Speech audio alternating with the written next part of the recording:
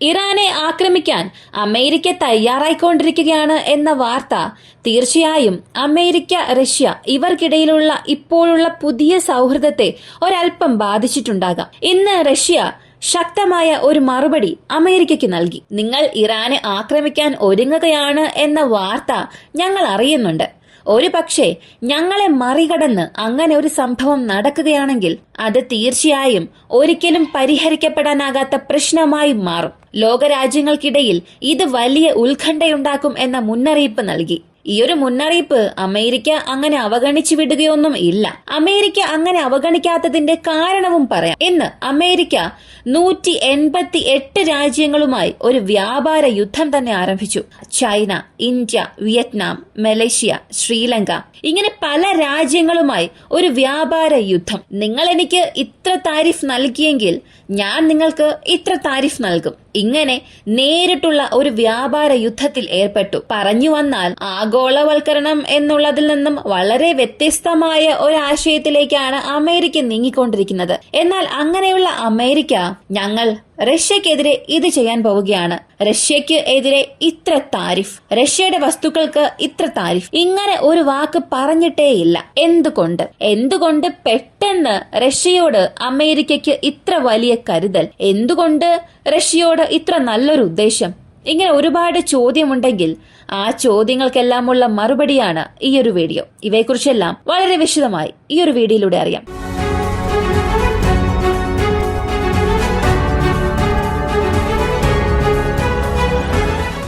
ആദ്യത്തെ കാര്യം, ഇന്ന് റഷ്യയുടെ പ്രധാനപ്പെട്ട ചില സർക്കാർ ഉദ്യോഗസ്ഥർ വൈറ്റ് ഹൌസിലേക്ക് പോയി. വൈറ്റ് ഹൌസിൽ റഷ്യൻ ഉദ്യോഗസ്ഥർ പോകുന്നത് ഒരു പുതിയ കാര്യമാണോ എന്ന് ചോദിച്ചാൽ അതെ, പുതിയത് തന്നെയാണ്. എന്തിനു വേണ്ടിയാണ് അവർ പോയത്? റഷ്യയും അമേരിക്കയും തമ്മിലുള്ള ബന്ധത്തെ മെച്ചപ്പെടുത്താൻ എന്ത് ചെയ്യാം? ഉക്രൈൻ യുദ്ധം അവസാനിപ്പിക്കാൻ റഷ്യയുടെ പ്രവർത്തികൾ എങ്ങനെയായിരിക്കും? ഉക്രൈൻ സീസ് ഫയർ ബ്രീച്ച് ചെയ്ത് എങ്ങനെയാണ് പ്രവർത്തിക്കുന്നത്?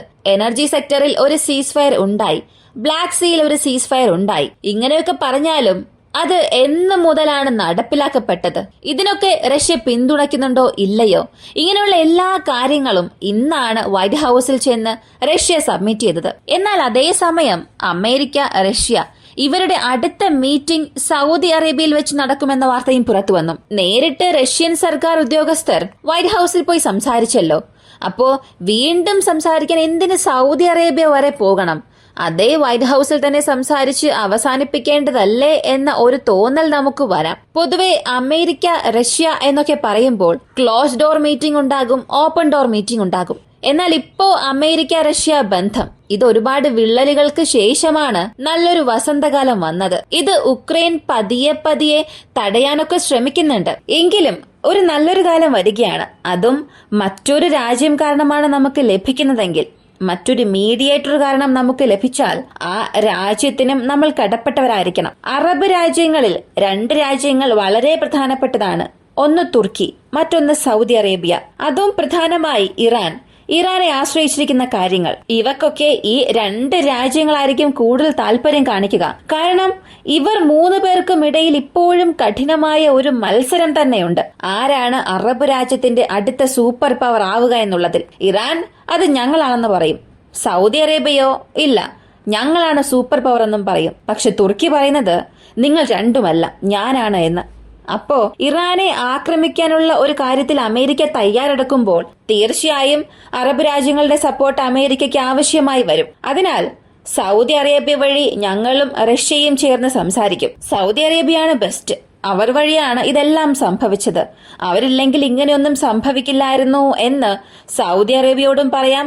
നാളെ ഇറാനെ ആക്രമിക്കുമ്പോൾ സൗദി അറേബ്യയെ അമേരിക്കൻ വശത്തേക്ക് കൊണ്ടുവരികയും ചെയ്യാം. ഇനി ബാരൽ ഇത്ര ഉൽപ്പാദിപ്പിക്കണം, ഇത്ര ഉൽപ്പാദിപ്പിക്കരുത്, ഇങ്ങനെയുള്ള ഒരു കൽപ്പനയും അവിടെ നൽകാൻ കഴിയും. അപ്പോ ഒറ്റ കല്ലിൽ 3-4 മാങ്ങയാണ് അമേരിക്ക ഉദ്ദേശിക്കുന്നത്. സത്യത്തിൽ ഇതെല്ലാം അമേരിക്കയുടെ ഒരു നയതന്ത്രം തന്നെയാണ്. അപ്പോ ഒരു ചർച്ച നടത്താൻ ഏത് സ്ഥലം വേണമെങ്കിലും അവർക്ക് തിരഞ്ഞെടുക്കാം.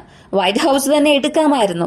പക്ഷേ എടുക്കാത്തതിനുള്ള കാരണം ഞാനിപ്പോ പറഞ്ഞവയാണ്. അടുത്ത അമേരിക്ക റഷ്യ ഈ ഒരു ബന്ധത്തിൽ വിള്ളലുകൾ ഉണ്ടാകാൻ ഇനി സാധ്യതയുണ്ടോ എന്ന് നോക്കിയാൽ ഇത്രയും ദിവസങ്ങൾ വലിയ വിള്ളലുകൾ നിറഞ്ഞതായിരുന്നു. കോൾഡ് വാർ മുതൽ തന്നെ ഈ രണ്ട് രാജ്യങ്ങളുടെ ബന്ധവും നമ്മൾ കാണുന്നതാണ്. എത്രത്തോളം അത് മോശമായി പോയി എന്നും അറിയാം. പക്ഷെ ഇപ്പോൾ സംഭവിച്ചിരിക്കുന്നത് നല്ല കാര്യം തന്നെയാണ്. ഇതിലും നല്ലത് സംഭവിച്ചാൽ അത് നമുക്ക് നല്ലതെന്നേ പറയാൻ കഴിയും. പക്ഷേ ബന്ധം വീണ്ടും വഷളാകും എന്ന് നമുക്ക് പറയാൻ സാധിക്കില്ല. കാരണം ഇതിനകം അവരുടെ ബന്ധം നല്ല ബന്ധത്തിലായിരുന്നില്ല. ഇതിനു മുൻപും അവരുടെ ബന്ധങ്ങളിൽ പല പ്രശ്നങ്ങൾ ഉണ്ടായിരുന്നു. എന്നാൽ ഇപ്പോ ചില നല്ല കാര്യങ്ങൾ സംഭവിക്കാൻ തുടങ്ങി. അതാണ് ഇവിടെയുള്ളൊരു നല്ല കാര്യം. അപ്പോൾ ട്രംപിന്റെ ഈ താരിഫ് ലിസ്റ്റിൽ റഷ്യ ഇല്ല.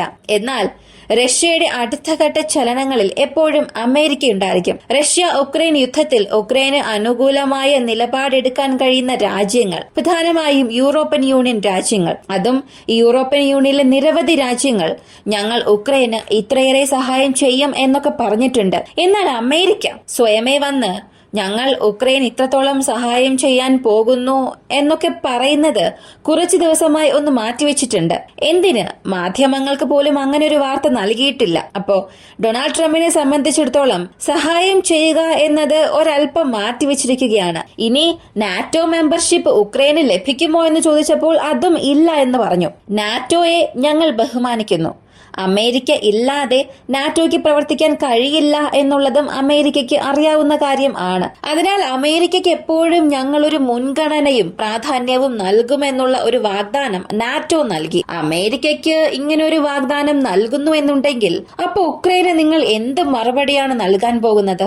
ഇതിന് മറുപടിയൊന്നും നാറ്റോ പറഞ്ഞിട്ടില്ല. അടുത്തത് ഫിഫയിൽ നിന്നും റഷ്യ ടീമിനെ പുറത്താക്കി. എന്തുകൊണ്ട് പുറത്താക്കിയെന്ന് ചോദിച്ചപ്പോൾ നിങ്ങൾ യുദ്ധം ചെയ്യുകയാണ്, ഉക്രൈനെതിരെ നിങ്ങൾ യുദ്ധം ചെയ്യുകയാണ്, ഞങ്ങളുടെ പാശ്ചാത്യ രാജ്യങ്ങൾക്കെതിരെ യുദ്ധം ചെയ്യുന്നു.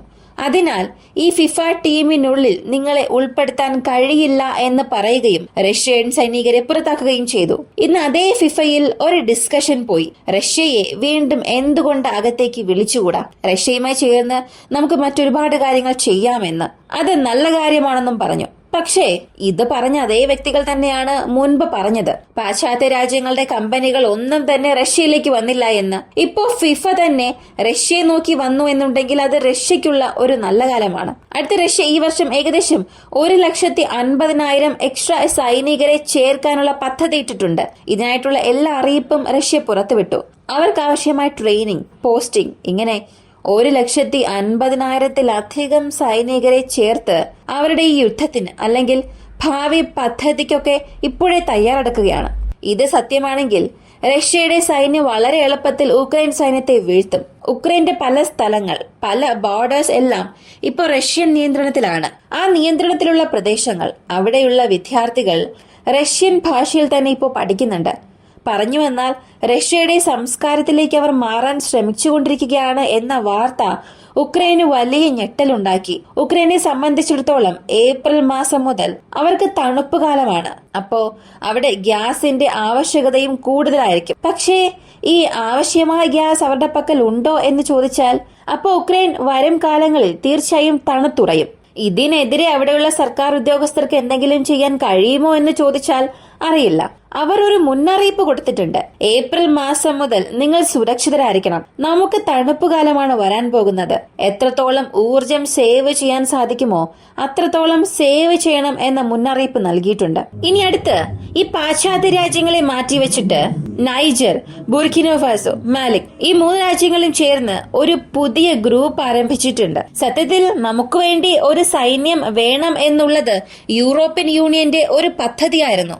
എന്നാൽ അതേ സൈന്യത്തെ ഇപ്പോ ഈ 3 ആഫ്രിക്കൻ രാജ്യങ്ങളും ചേർന്ന് സൃഷ്ടിച്ചിരിക്കുകയാണ്. നമുക്ക് ആവശ്യമായ ടെററിസത്തിന് എതിരായിട്ടുള്ള ഒരു സൈന്യം നമ്മൾ തന്നെ സൃഷ്ടിക്കണം. ഇങ്ങനെയാണ് ഈ 3 രാജ്യത്തിലെയും നേതാക്കന്മാർ പറഞ്ഞത്.